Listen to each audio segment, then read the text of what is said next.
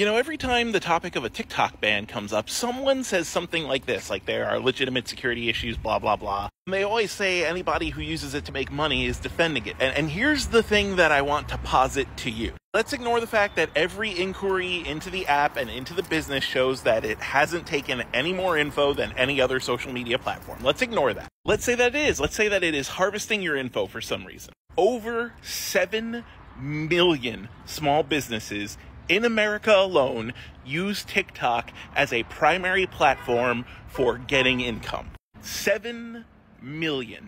The question that I pose to you is what possible data could they be harvesting that makes it worth putting 7 million people out of a job? I, personally, don't give a fuck if they have my data. I don't give a fuck if they have everything on my phone. TikTok wants to see my weird porn, they could see my weird porn. What could it possibly be harvesting from us that makes it worth putting 7 million people out of a job? No one has ever answered this question. Many have said, oh, they could influence elections. You mean like Facebook did? And all these small businesses could have more than one person employed at them. 7 million people at least. This is why I say, by the way, that it is a horrible political move. Because 7 million people is certainly enough to swing an election.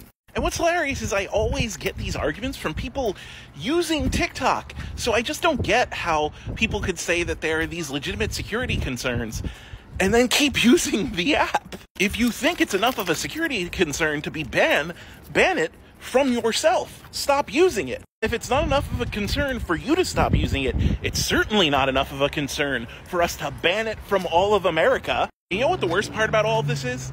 I hate defending TikTok. TikTok is shitty. TikTok pays like shit. Its monetization programs are awful. The rise of the TikTok shop has rapidly shitified the platform. But what it does have is discoverability and outreach, which lets people make money in tangential ways, and that's important. In fact, it's that outreach that makes TikTok valuable. That's why it's being used as a news platform. That's why it's being used as outreach for small businesses. The worst part of all this is that it's not just TikTok I'm worried about. Because in the end, this sets a legal precedent that the government can just ban any sort of speech that they don't like. And that's all well and good when they're doing something you agree with, but just wait until they start doing something you don't agree with. People on the internet constantly complain that them not being able to act like an asshole without repercussions is an infringement on free speech.